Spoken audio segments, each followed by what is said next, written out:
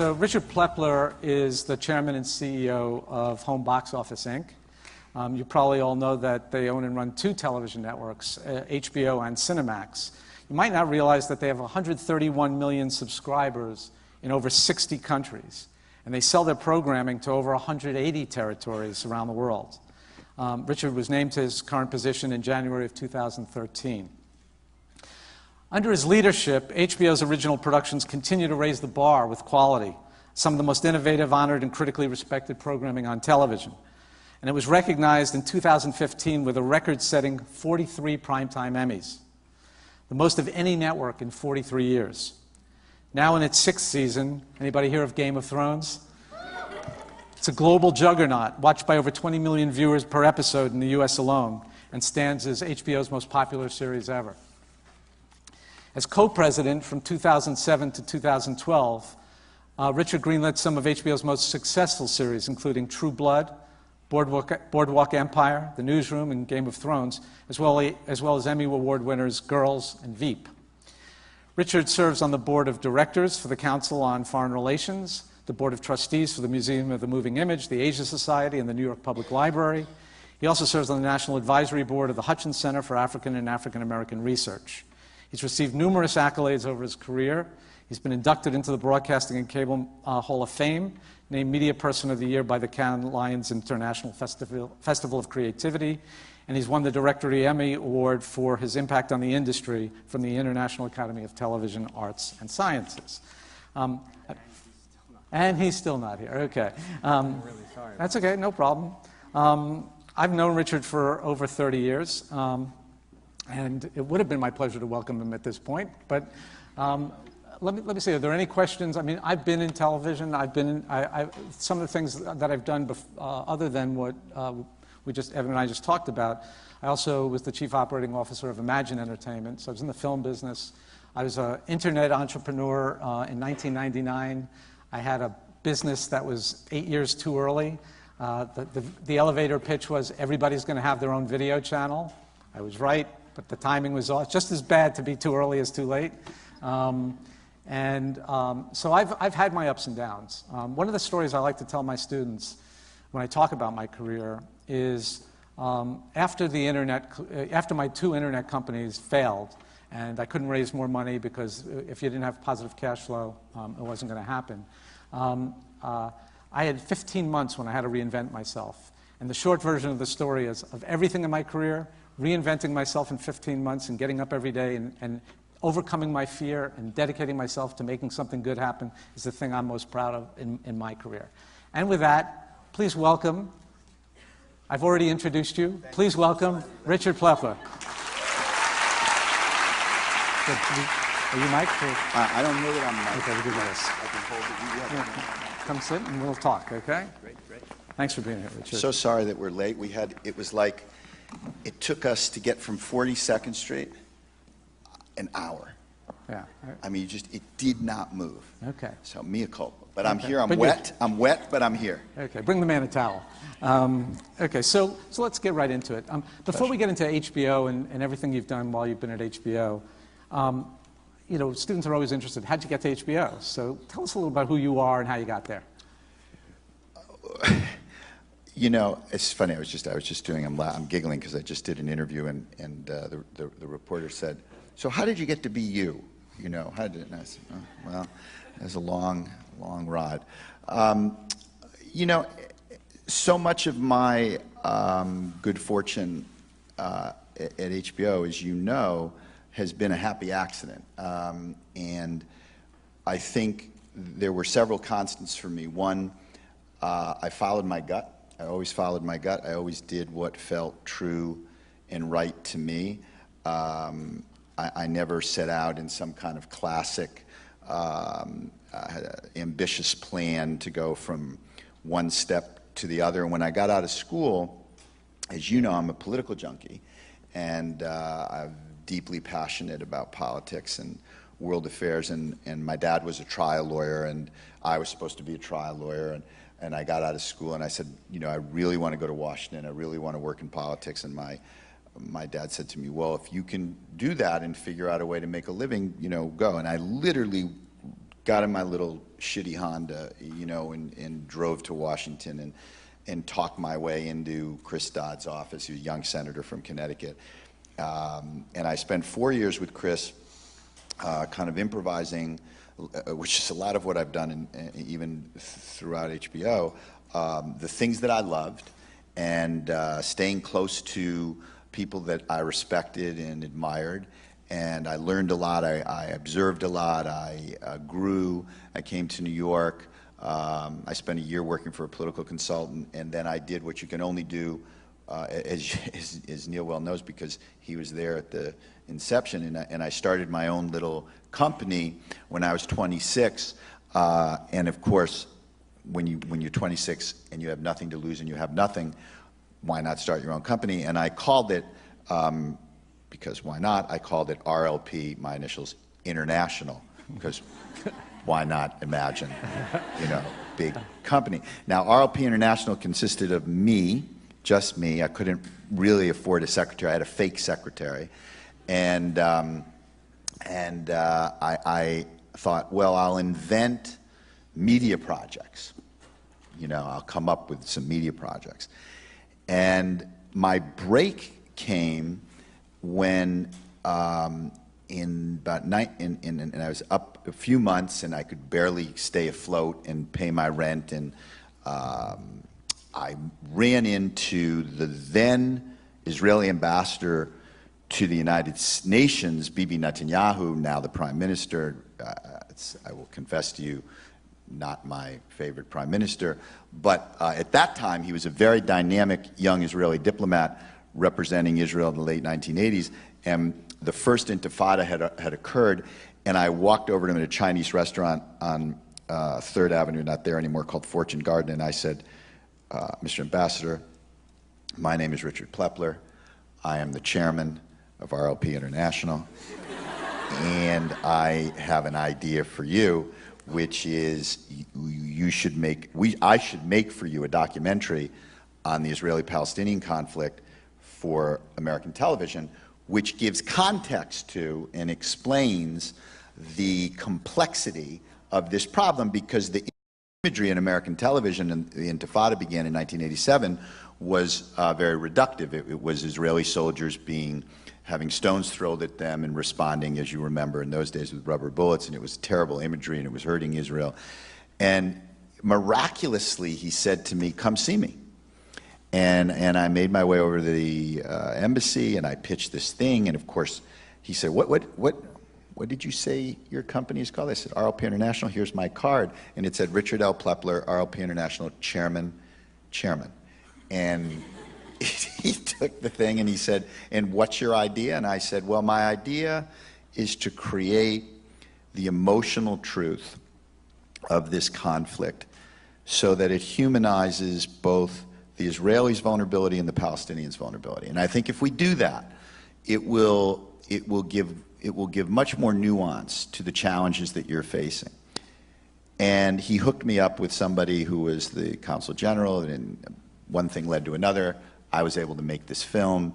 The film landed very well and was well reviewed. And the then chairman of HBO, Michael Fuchs, who we both know, said to me, because remember, this is HBO 1990, 1991. It's not quite, there's no Sopranos, there's no Sex and the City, there's nothing. There's a couple of, you know, stand-up comedy shows. He said, why don't you come and I'll teach you the business. And he said something very important at that time. He said, the job is what you will make it. And the truth of the matter is that every job I've had at HBO until this job as CEO did not exist before I had the job. I literally improvised my way through taking my passions and whatever talents I may have had to architect what I thought was useful for the company at that time. And good fortune and timing, you know, I've been very lucky. So things worked out. But that's how I got there. And like so many good things in life, always one of my messages to students is it's never a straight line. I heard you saying, you know, as I was coming up, you know, reinvention, such an interesting way to think of the world. And I always remind people, If you think it's a straight line from where you think you want to be, it's not. And the key thing is to do what's in here. I gave a commencement speech in May to the kids at Columbia Prep, and the title of the commencement speech was "Breathe What You Do." And I believe that deeply. You know, breathe what you do. And if you breathe what you do, you know, you're going to end up in the right place for you. Thanks. I remember one other thing about you that helped your career. You're a great tennis player. Yeah, you know, my tennis, interestingly, I actually am not a great tennis player. I'm a good tennis player who, among people who are shitty tennis players, looks well, now like you I'm know a great about my tennis tennis player. game. So it was interesting when I got to Washington and I was a kid, you know, and I didn't know anybody. I was a good college tennis player, and so all these senators would ask me to play with them, and I had the great blessing of being able to go out and play with all these senators who, you know, were my heroes. And like anything in life, when you're able to be with people in a casual environment as opposed to a formal environment, you're playing tennis, you're having a beer after, you're sitting and talking, and I got to know a lot of those people, which ended up being very helpful to me when I came to New York in that interregnum. And because I had some relationships, it punched up, those relationships punched above their weight when I came here. So that's right. Okay, Yeah. good.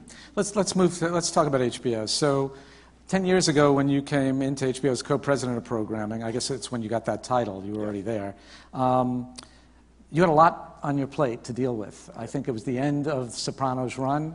Yep. You had a bad article from Bill Carter in the Times, I remember.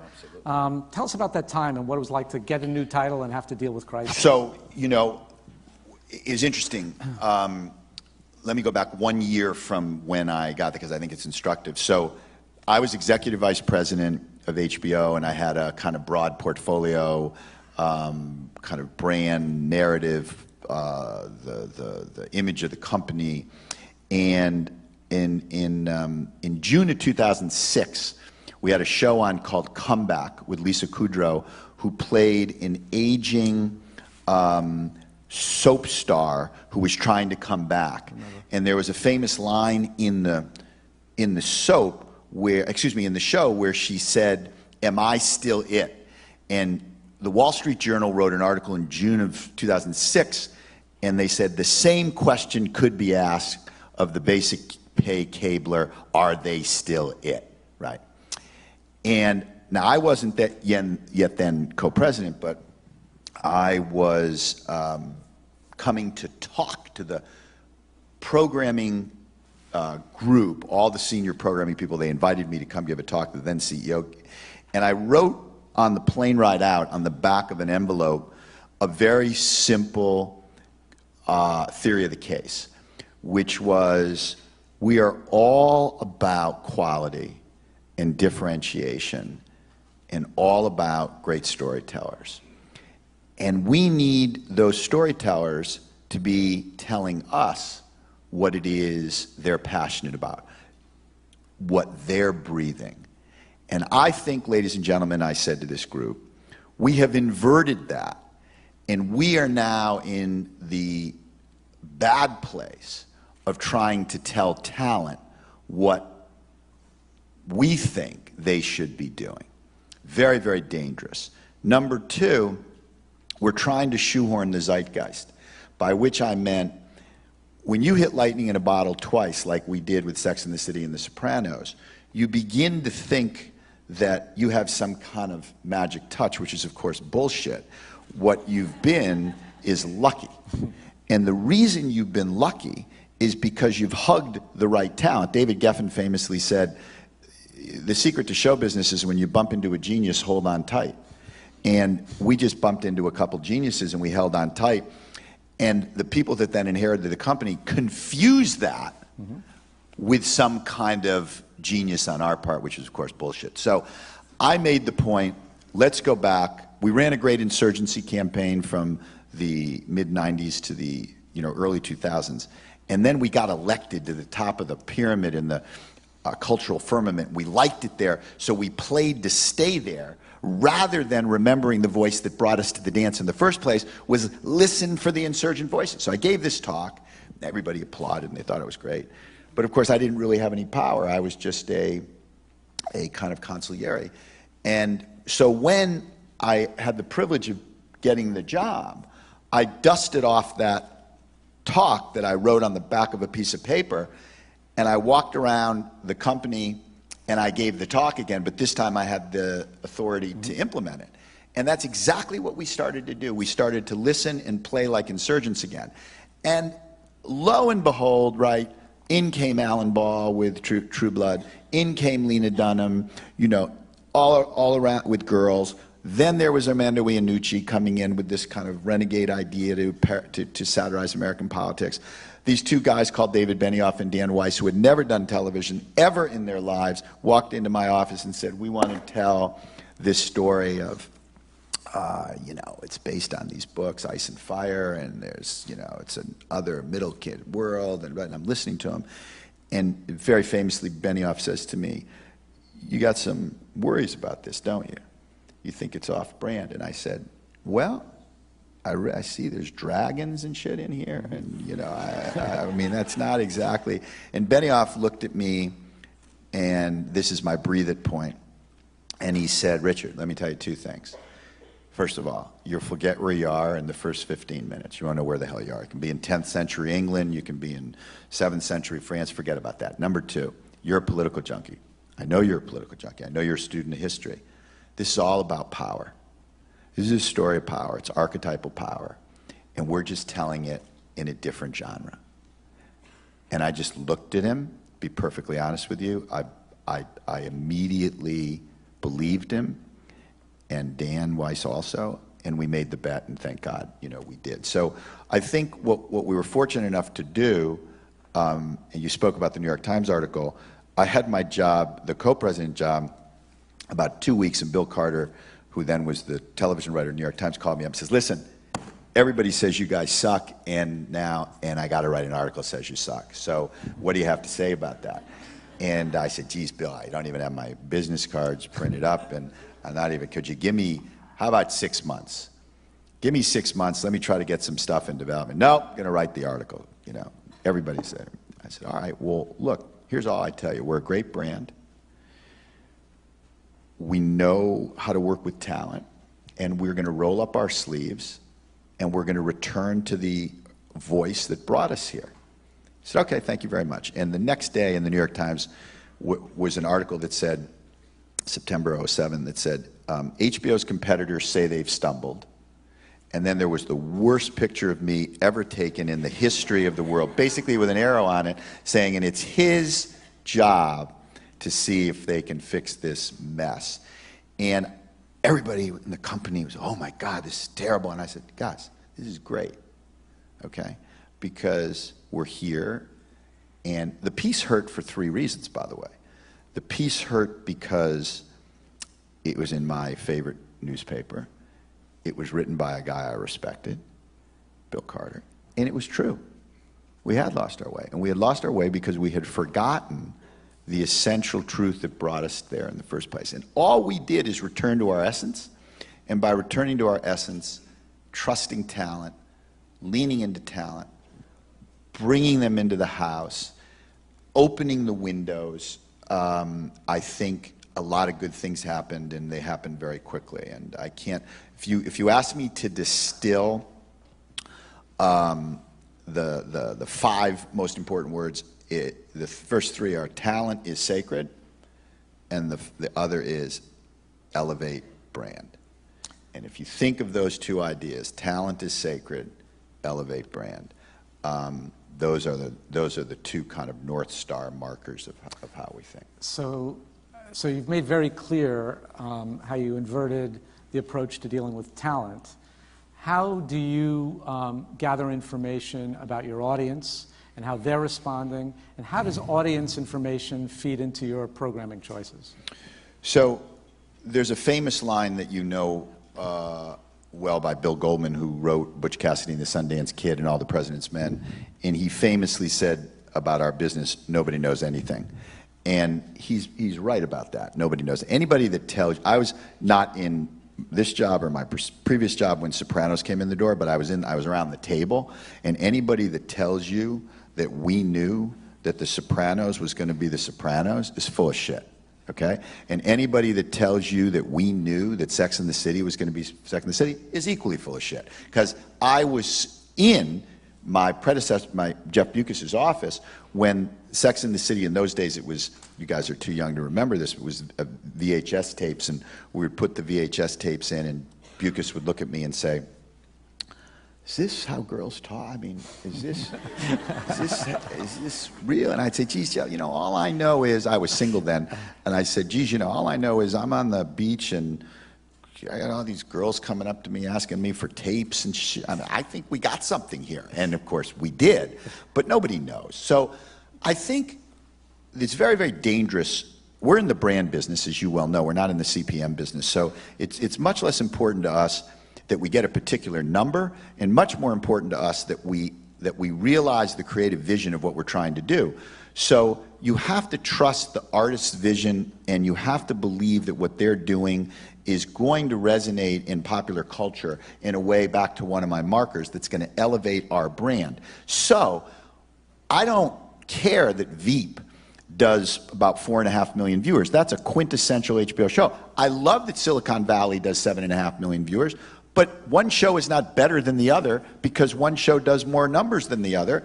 They're just two great HBO shows. Ballers does 8 million viewers. That does something different.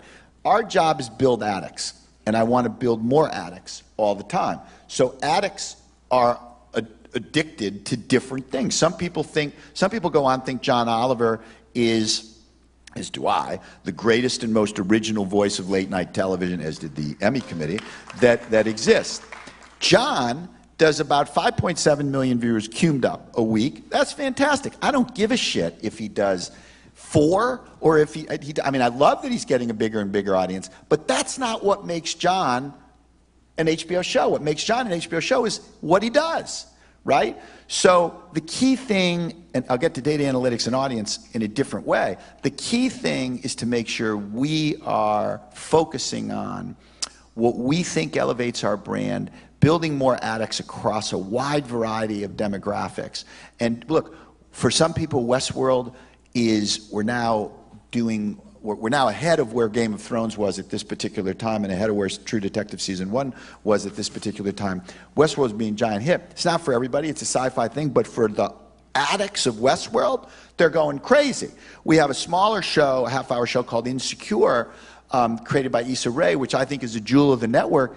That's just as big a deal to me in its own way as Westworld, but it's an amalgamation of quality. Where audience comes into play and data analytics comes into play is how can we use audience and data analytics to market more effectively to what we call the undecideds. People out there, we think there's an additional 15 million homes or so in the United States who, when they come to understand the HBO value proposition, will come there. So that's what we want data analytics for. How can we talk to our audience, communicate with them? You like Matthew McConaughey and True Detective, here's 2 Matthew McConaughey movies. Oh, and by the way, if you like that and you like this genre, you might like this. But in terms of informing what we're going to make, that's not really the ethos of our place. And I think it's a dangerous and, quite frankly, I think it's a fool's errand, because you just never know when something is going to become. You know, I had a great conversation once with Rob Stringer, who runs Sony Music, and I said, when you first heard Adele, when they brought you the tape, and you heard Adele, did you guys sitting in the room know that you were listening to essentially the next Streisand, essentially the next great performing artist in your? He said, Richard, we knew we had this British girl with a beautiful voice, and no, we did not. And I thought that was really interesting, because Adele you can hear and get goosebumps, right? And you're just, holy shit, this is something. But even all the music aficionados at Sony were saying, oh, we knew we had a girl with a lovely voice. And then you put it out there. Arthur Miller famously said, artists do what they do, and the rest is up to the zeitgeist. I think that's true. So if you're lucky enough with our brand to think about brand elevation as opposed to audience as a metric of success, quality and excellence, that gives you an opportunity to stretch a little bit creatively.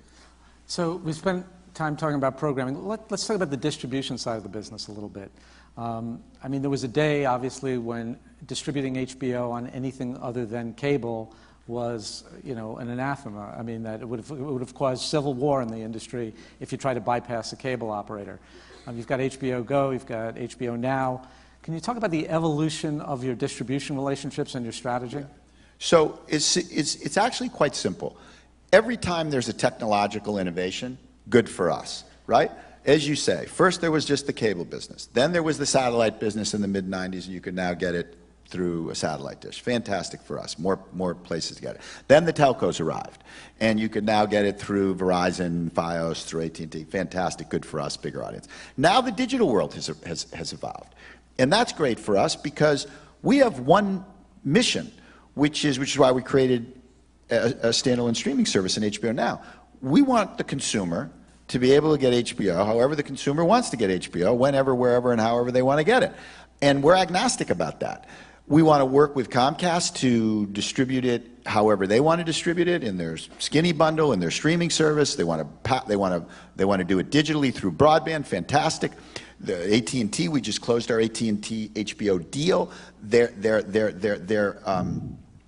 to sell HBO through wireless, through broadband only, through direct. Great. We go over and look at Apple. I was in San Francisco yesterday at the Vanity Fair conference, and Eddie Q and I did a panel, and we talked about the success of HBO on all Apple devices through HBO. Fantastic. So our job has simply been to evolve our distribution flexibility so that you, the consumer, can get us however you want to get us. And what informed the choice was pretty axiomatic. It was when we first started talking about it, there were 5 million broadband-only homes. When we began to build it, there were 7, 8. When we stepped out with Apple, a year and change ago, there were 10. There's now 13 and a half going to 14. You just need to be there for everybody. And so we want to create options for consumers, and then with our partners, as in any great deal, you want to have mutual incentives so that they're incentivized to sell more HBO. That's good for us, that's good for the consumer, and that's good for them. So you included your legacy distribution partners in your new strategy. Absolutely. Not only included them, we say to them right to their face, we need you. And my simple premise is nobody's doing anybody any favors. Comcast isn't selling HBO because they're doing HBO a favor. They're selling HBO because their Comcast customer wants HBO. And we know that because when they package us and market us effectively, there's huge penetration in their universe. So it is very important to remember a simple addendum that everybody forgets about us because original programming takes up so much bandwidth in popular culture. But we have 4 Hollywood movie studios under license which come onto HBO somewhere around 10 months or so after they've been in theaters. So that's Universal Movies, Fox Movies, Warner Brothers Movies, and Summit Movies. That's a lot of movies, and movies are over 70% of viewing on HBO, 68% of on-demand viewing. 92% of our subscribers watch a movie at least once a month. So Hollywood movies, believe it or not, are a huge driver of viewership and keep people, coming back. So if they might not like a particular show, they're coming in, they're watching a movie, maybe they're going to discover something. And then, of course, now with the beauty of technology, you have our whole oeuvre there of 3,000 hours of programming. There's a whole generation of people who haven't seen Sopranos or The Wire or Oz or Sex and the City or 6 Feet Under. They can just, boom, push a button on HBO Go and go back in and say, oh my God, I never saw The Wire. Holy shit, this is unbelievable. That's great. Now that person is inside the house, and we believe that's great because they're gonna walk around and start to see the great value proposition that we believe we give to the consumer. So when I was at HBO in the 80s, way back then, last century. Was there an HBO in the 1980s? Yeah, it was HBO. So it was a long time ago. That's when the value proposition then was movies. Movies, uncut, uninterrupted, first in your home. But that's why it's interesting to just punctuate what I just said. Still, big part of the value proposition are those movies. But it was also almost exclusively a domestic company. Today, you're in 160 countries. I mean, it's a major international entertainment brand. Tell us about some of the challenges, some of the nuances that you have to think about when you take a domestic business to a global business. So the brand, fortunately, travels, and people, it's very interesting when you go and you sit. Over the summer, I was in Nordics visiting our Nordics offices. I was in Budapest visiting our Eastern European offices. Last year, I was in Singapore talking to the Asia. When you sit with media, for example, with press, all over the world, they understand the brand. They know exactly the differentiated nature of our programming. They can talk about writers, producers, directors with the same degree of expertise and clarity as an American audience. It's fascinating. So we have networks in 60 countries, and we sell and license in about 140 or 50 markets around the country. We have this thing called Home of HBO deals, where we lend our name to Sky, and it's called Sky Atlantic in England, Sky Italia in Italy, Sky Deutschland, Foxtel in Australia, Bell Media in Canada. Those are licensing deals. And now we've augmented it to include OTT. So later this year in Spain, we've announced already in Colombia and Argentina and Brazil, so that'll be yet another way to reach the consumer. And, you know, it's an increasing opportunity for revenue that's very exciting. And I think, I don't want to give out any numbers ahead of financial disclosure, other than to say, you know, our international growth has been quite exponential over the last 4 or 5 years, and it will continue to grow because we have more opportunities to reach more people. Interestingly, we're also upping the amount of indigenous original programming that we're doing in Latin America, in Asia, in Eastern Europe, because, and this is interesting, indigenous programming in Latin America, Asia, and Eastern Europe, anywhere in the world, does better than even our best programming. So if you go to England and you look at the top 50 shows in England, maybe if we're doing really well, we're down in the 40s for like a Game of Thrones. So it's very important to take the hubris out when you go around the world, because a show made for a Latin American audience, a Brazilian audience, a Mexican audience, an Argentinian is going to do better. So you want the HBO patina, but with international distributors, international producers and writers working on those shows. So we're upping the amount of original programming we're doing around the world so that we have more and more indigenous stuff to go with our stuff. You know, I'm on the board of IMAX, and IMAX reached exactly the same conclusion. It's not enough to export Hollywood movies in IMAX format. We're doing IMAX in China, we're doing IMAX in Russia, we're doing IMAX indigenous programming because that is compelling. Exactly. Let's shift gears for a second again. I know every CEO, not every CEO, every good CEO, and I know you do this, I know culture in the organization is really important to you.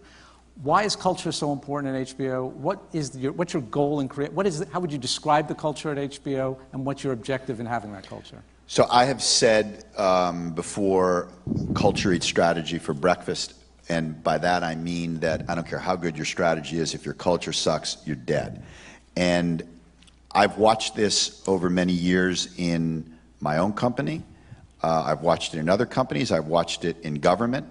And it redounds to a few very simple principles. If you can't have an honest conversation in the corridors of decision making, you are going to be in trouble. What is an honest conversation? An honest conversation means that you have created an environment where people are unafraid to speak and dissent and criticize constructively people above them, and of course, and maybe most importantly, me. And one of my favorite lines is, I don't care if I'm right at the beginning of the meeting as long as HBO is right at the end of the meeting. And in order to socialize that throughout the company, you have to believe it. And your team has to believe it. And the employee base has to believe it. And the only way they will believe it is if you demonstrate that it's true. And if you look at decisions that have been made in history, I'll give you two, one in government and one in business. In government, let's just look at our move into Iraq, right? The greatest crime of the decision to invade Iraq was that the Bush administration did not engage, and this is not a partisan statement, this is just a statement of culture, did not engage in an honest conversation about unintended consequences, and famously what people have written, and I know many of the principals who were there at the time have said, what happens next? Why? Because after 9/11, the President of the United States turned to the head of counterterrorism, Richard Clarke, and to the Defense Secretary and said, write me a war plan for Iraq. And Richard Clarke, who was the head of counterterrorism, famously said, Mr. President, Iraq had nothing to do with this. This is Al-Qaeda. He said, you write me a war plan for Iraq. And the entire bandwidth of the United States government focused on a war plan for Iraq. And no one asked, what are we doing? Because there was an id fix at the top of the government, Defense Secretary, Vice President, and the President, that everybody thought that's what they wanted. And there were people all throughout the government at the CIA, there were people all throughout the government at DOD, there are people all throughout the government inside the State Department who said, no, I'm not so sure this is a good idea. But nobody opened their mouth. And famously, my friend Richard Haas, who was Deputy Secretary of State, is now head of the Council on Foreign Relations, in July of 2002 said to Condi Rice, who was the National Security Advisor, maybe we should have a deputies meeting. Deputy State, Deputy CIA, Deputy Defense, let's talk this through. And Condi Rice said, don't waste your breath. Decision's been made, right? So that is a very dangerous thing. Now, the government may have made the decision to invade Iraq anyway, thinking that a bunch of things would have broken their way that didn't break their way. But I can promise you, and I point Ron Suskind to you, I point Tom Ricks to you, I point Bob Woodward to you. You can read any number of tomes on this, let alone talking to people who were there. There was not an honest conversation. And famously, the president pulled in the one military person inside his government, which was the Secretary of State, Colin Powell, who had been chairman of the Joint Chiefs, and had actually fought in Iraq and fought in Vietnam, in the 11th and a half hour, and said, are you with me?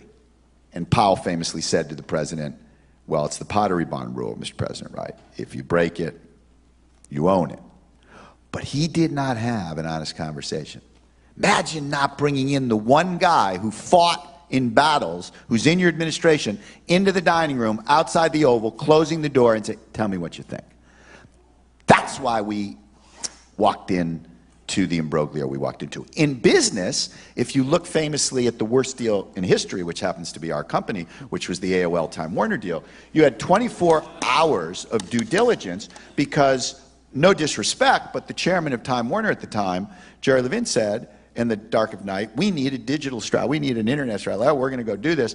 And nobody said, wait a minute, we're taking all these great companies and we're parking them under this thing, AOL, and it was, we vaporized $180 billion of market cap because no one had an honest conversation. I can sit here, I could do 2 hours with you on a bunch of these things, both in business and in government. Let me do this for you. You see this company? Sorry, I've got one of these. This is a BlackBerry. It's called a BlackBerry. These guys said of, I left my iPhone in my car, but I wanted to pull out my iPhone and said, these guys said to these guys, that's a toy for rich people. And they just went off on their own, even though they controlled 88% of the market or something, because they had their head up their ass and not having, whoever was there at the time, an honest conversation. I'll give you one more, and then I'll come back to us. Famously, when Ballmer was running Microsoft, he did a town hall meeting, you know, and somebody sat in the back, raised their hand and said, are we missing mobile? And Ballmer looked out at the room and he said, who said that? I said, I did. And he said, I don't know, does anybody here think we're missing mobile? No? Okay. They missed mobile. Right. And so culture prevents that. Culture creates a dynamic. I do it every day, 5 times a day. And the phrase I use is check me. Check me. Check me. And when people are rushing to a decision, I am fascinated by this. I am fascinated by people's need to be right, as opposed to people's desire to get the right answer. It just is astounding to me, and it drives me crazy. And whenever I hear somebody say, here's what I think we should do, I'm worried. Because what I want to hear somebody say is, you know, I'm thinking, but I want to think some more. My favorite thing is, let's ponder this. We're not at the Goldman Sachs trading floor. We don't need to decide this tomorrow. Let's think about it. And people always come into me and say, well, is there this, because that, I said, good point. Let's think about it. Let's think about it. And so what culture enables you to do is create an environment where people can think together and build collective wisdom. And collective wisdom can be an oxymoron, but if you do it right, it can be the holy grail. The second piece of culture is simple. It's how you treat people. And this is a big deal. One of the nicest things that happens at our company, it happens a lot and it is very moving to me, is when you appreciate people and you show people that you've appreciated them and you give proper credit to people, because, you know, there's so many talented people at our place doing so many remarkable things. I spend 20% of my time saying thank you every day because it's deserved, right? And then what starts to happen is people start to say thank you to other people.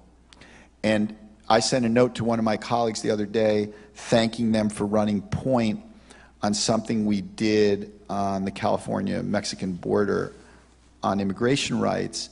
And this particular person sent me a note back and said, Richard, thank you very much, but you must know that but did it. And this morning she sent me another note and said, I forgot so-and-so.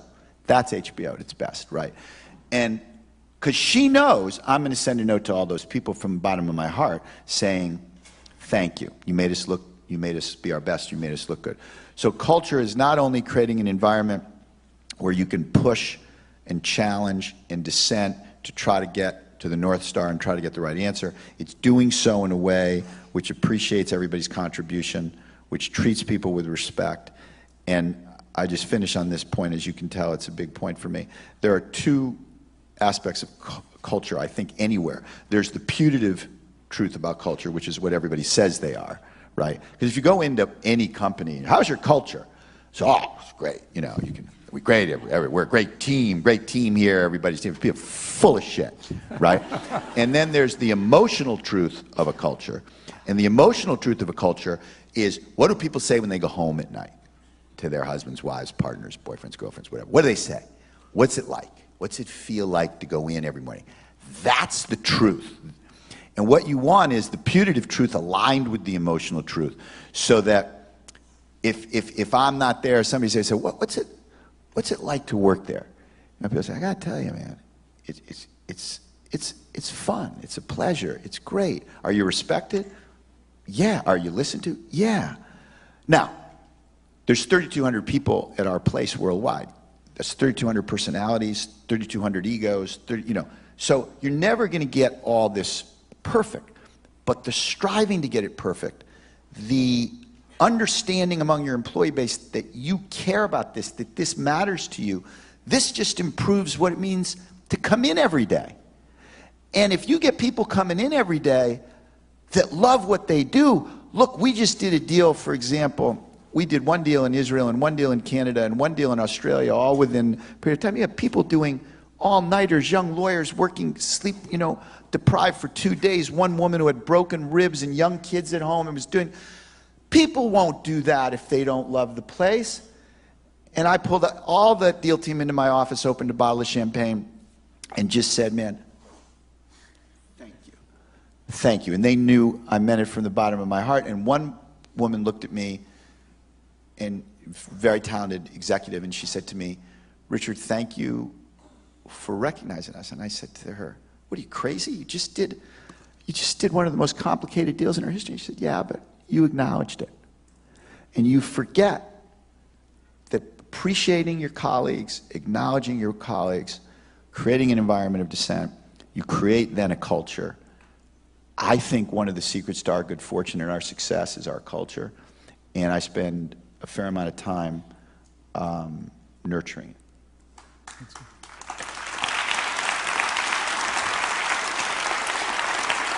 So we're just about out of time. So just as we're closing, I'm sure everybody here would love one piece of advice. A lot of people here, I'm sure, would love to be in the business somehow. If you give one piece of advice to recent graduates or people about to graduate about how to find their way into the business, what would it be? So let me, because I can't do anything with one statement, as you probably figured out. Let me give two.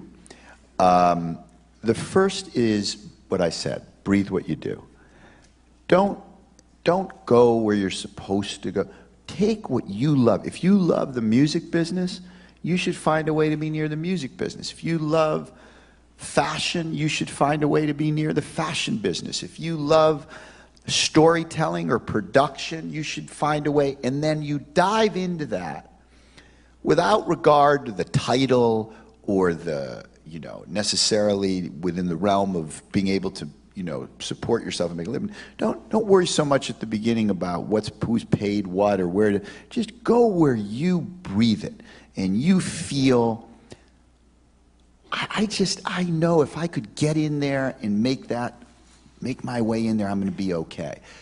Do what you breathe. Breathe what you do. It's a big thing. And I believe I've always done what I breathed. I do what I breathe. And I think, first of all, it makes life much more fun. And it makes life much more exciting when you're diving into stuff you love. Rather, work, I'm going to do three things just to say. I'll give a little marriage and dating advice too while I'm at it, which is always do what feels right, And the mistakes you can make dating or the mistakes you can make in romance, whatever, is, well, this is all right, I may make it work, I'll change him, I'll change her, Don't do that. Do what feels right.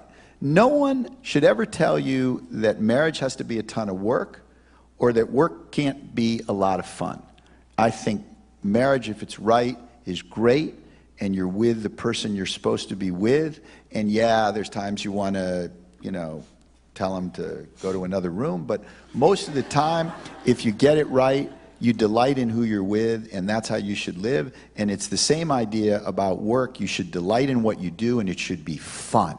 It's not to say you don't have to pay your dues. It's not to say you're not going to have to do some shit. It's not to say that the first 2, 3, 4, all that's true. But you should be in a fun environment, and you should be doing what it is that you love and that's fun for you. And the third thing is kind of a simple idea, but I believe it's important, which is relax. There's this notion that everything is going to fall into place and you got to land in the right spot tomorrow. Just relax. And if you follow your gut and you go to a culture that you believe is consonant with your values and your ethos, how you want to live, and you're working with people who you like and you believe in, and you are marinating in that which you love, you're going to land in a good spot. And it may take a little bit longer than you think it's going to take, and you may pay a few more dues than you think you're going to pay, but if you stay true to that North Star, you're going to have a good time, you're going to marry the right person, and you're going to have some fun. And if you listen to all that and you do all that, that's the best I can tell you to live a full and complete journey to get to the next part of your life. And you're at a great place. You've got one of the great, people in our history and in our business. As Consigliere has done many things, and I think you would agree with me spiritually and intellectually that everything I said, doing what you do, breathing what you do, doing it in a culture with people you respect, no straight line, you're going to land in a place that ultimately is fulfilling. And that, if you want the secret to life, guys, that's the secret to life right there. There it is. Absolutely. Well, let's really thank Richard. It's great. That was great, Rich.